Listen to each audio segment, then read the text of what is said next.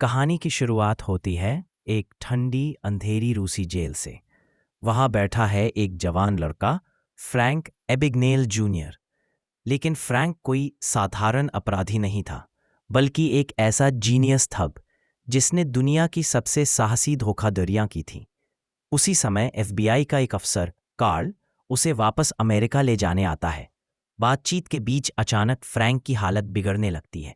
शुरू में कार्ल को लगा ये भी उसकी कोई चाल होगी, लेकिन जल्दी ही समझ गया कि इंसान इतना अच्छा नाटक नहीं कर सकता। घबराकर वो उसे अस्पताल की तरफ ले जाने लगा, मगर फ्रैंक मौके का फायदा उठाकर भागने की कोशिश करता है। वो लगभग सफल भी हो जाता, लेकिन रूसी पुलिस उसे पकड़ लेती है। और यहीं से कहानी पीछे मुड़कर हमें फ्रैंक की जिंदगी का सफर दिखाती है। फ्रैंक एक प्यारे और स्नेही परिवार में बड़ा हुआ। उसके माता पिता एक दूसरे से बेहद मोहब्बत करते थे और फ्रैंक अपने पिता को हीरो मानता था। एक दिन उसके पिता उसे सूट खरीदने ले गए। काउंटर पर खड़ी औरत ने कहा, दुकान बंद हो चुकी है। तुरंत उसके पिता ने जेब से एक नेकलेस निकाला और मुस्कुराकर पूछा, क्या ये आपका है? औरत उनके आकर्षण में आकर बोली, ठीक है, आप खरीद सकते हैं। यह देखकर फ्रैंक ने समझ लिया कि उसके पिता के पास हालात को पलट देने की ताकत है। लौटते वक्त पिता ने उसे ड्राइविंग सीट पर बैठाकर गाड़ी चलाने का नाटक करवाया। थोड़ी देर बाद वे बैंक पहुंचे। असल में पिता का कारोबार टैक्स की एक गलती से पूरी तरह डूब चुका था। उन्होंने बैंक से लोन मांगा, लेकिन किसी ने मदद नहीं की। जल्द ही सरकार ने उनकी गाड़ी, घर और पैसा सब जब्त कर लिया। बावजूद इसके पिता ने फ्रैंक के नाम से बैंक अकाउंट खोला और कहा, मेरी फिक्र मत कर, तुम्हारा भविष्य तुम्हारे सामने है। उसे जी भर के जीना। पैसों की तंगी ने फ्रैंक को स्कूल बदलने पर मजबूर कर दिया। पहले ही दिन एक लड़के ने उसका मजाक उड़ाया, तू तो टीचर जैसा लगता है। गुस्से में फ्रैंक ने सचमुच टीचर बनने का नाटक किया। क्लास में जाकर असली अध्यापक से बोला, ये अब मेरी क्लास है, आप जा सकते हैं। अध्यापक डरकर बाहर चले गए। पूरे हफ्ते तक किसी को पता नहीं चला कि टीचर असल में एक छात्र है। फ्रैंक ने उस मजाक उड़ाने वाले को क्लास के सामने बेइज्जत भी किया। जब बात खुली, स्कूल ने उसके माता पिता को बुलाया। पिता ने सामने डांटा, लेकिन घर लौटकर जोर जोर से हंसते रहे। मगर यह हंसी ज्यादा दिन नहीं चली। एक दिन फ्रैंक ने अपनी माँ के कमरे में किसी और आदमी को देखा, जो पहले उसके पिता के साथ काम करता था। माँ ने बात छुपाने की कोशिश की और उसे पैसे देकर टाल दिया, लेकिन फ्रैंक समझ गया। जल्दी उसके माता पिता अलग हो गए। वकील ने उससे पूछा कि वो किसके साथ रहना चाहता है। टूटते परिवार ने उसे भीतर से तोड़ दिया और वो घर छोड़कर भाग निकला। नए शहर में उसके पास सिर्फ एक चेकबुक और बैंक अकाउंट था। शुरू में उसने होटल बिल चेक से चुकाए, लेकिन जब वो बाउंस हुए, उसे निकाल दिया गया। तभी उसके दिमाग में बिजली सी कौंधी, चेक तो बदले जा सकते हैं। उस दौर में तकनीक आज जैसी उन्नत नहीं थी। फ्रैंक ने नकली चेक बनाने शुरू किए। छोटी रकम से शुरुआत की और अपने पिता की तरह चतुराई और मीठी बातें करके उन्हें कैश कराया। धीरे धीरे बैंक शक करने लगे और चेक लेना बंद कर दिया। तभी एक होटल में उसने एक पायलट को देखा। सब लोग उसे सम्मान दे रहे थे। फ्रैंक ने सोचा, अगर मैं पायलट बन जाऊं तो सब मुझ पर भरोसा करेंगे और चेक आसानी से पास होंगे। वो पत्रकार बनकर एयरलाइन ऑफिस पहुंचा और जानकारी जुटाई। फिर खुद को पायलट बताकर यूनिफॉर्म सप्लायर से नया ड्रेस मंगवाया। नकली आईडी से उसने ये काम कर दिखाया। पायलट की वर्दी पहनकर जब वो बैंक पहुंचा, वही मैनेजर जिसने पहले उसे नजरअंदाज किया था, अब खुद खड़े होकर उसका चेक कैश करने लगा। यहीं से फ्रैंक ने बड़े बड़े वेतन चेक नकली बनाना शुरू किए। उसने खिलौना जहाज़ों से लोगो काटकर चेक पर चिपकाए।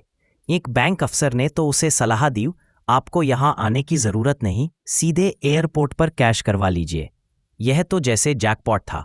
एयरपोर्ट पर रिसेप्शनिस्ट ने पूछा, क्या आप फ्लाइट पकड़ रहे हैं?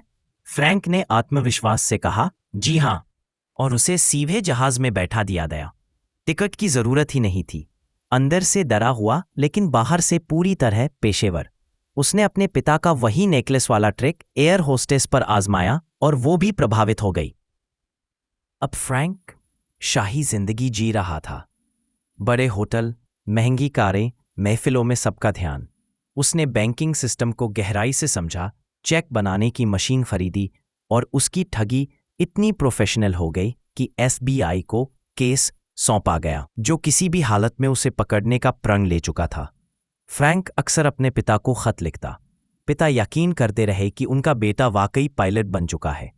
फ्रैंक ने यहां तक ऑफर किया कि वो उन्हें जेम्स बॉन्ड जैसी कार दिला देगा, लेकिन पिता बोले सरकार छीन लेगी। उन्होंने सब कुछ खो दिया था, लेकिन बेटे को हौसला देते रहे। एक दिन कार्ल होटल तक पहुंच गया। वो कमरे में घुसा, लेकिन फ्रैंक ने तुरंत चाल चली। उसने खुद को सीक्रेट सर्विस एजेंट बताया और नकली वॉलेट थमाकर कहा, असल आरोपी बाहर पकड़ा जा चुका है। कार्ल फंस गया। जब तक उसे असली बात समझ आती, फ्रैंक सारा सामान लेकर चुपचाप निकल गया। अब एयरलाइंस को शक हो गया कि कोई पायलट की नकल कर रहा है। मीडिया ने उसे जेम्स बॉन्ड नाम दे दिया।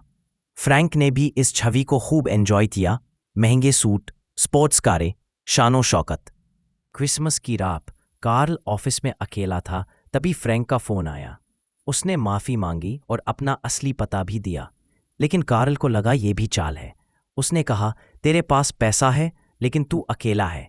यह सुनकर फ्रैंक का दिल सचमुच चुभ गया, क्योंकि वो बेहद तन्हा था। कार्ल ने जांच कर पता लगाया कि फ्रैंक की उम्र सिर्फ 17-18 साल है। उसकी माँ से मिलकर यह भी पक्का हुआ कि फोटो उसका ही बेटा है। माँ हैरान रह गई कि उसका बच्चा $1.5 मिलियन ठग चुका है। उधर फ्रैंक ने नया खेल शुरू किया, डॉक्टर बनने का। अस्पताल में उसे ब्रेंडा नाम की नर्स मिली। उसे खुश करने के लिए फ्रैंक ने हार्वर्ड का नकली डिग्री लेटर बनवाया और डॉक्टर की नौकरी पकड़ ली। मेडिकल शोज देखकर नाटक करता, बाकी का काम दूसरों पर छोड़ देता। धीरे धीरे ब्रेंडा से प्यार हो गया। बाद में वो वकील भी बन गया और असली पढ़ाई करके बार एग्जाम तक पास कर लिया। ब्रेंडा के परिवार से रिश्ता पक्का हुआ और शादी की तारीख भी तय हुई। लेकिन जब उसे पता चला कि माँ ने दूसरी शादी कर ली है और पिता उसकी हरकतों को जानते हैं, वो टूट गया।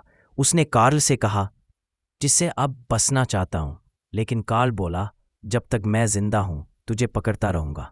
शादी वाले दिन FBI ने पूरा इलाका घेर लिया। फ्रैंक ने ब्रेंडा को सब सच बताया और एयरपोर्ट बुलाया, लेकिन वो एजेंट्स के साथ आई। फ्रैंक ने एयर होस्टेस जैसी दिखने वाली कई लड़कियों को अपने साथ कर लिया और उन्हें ढाल बनाकर भीड़ में से निकल गया।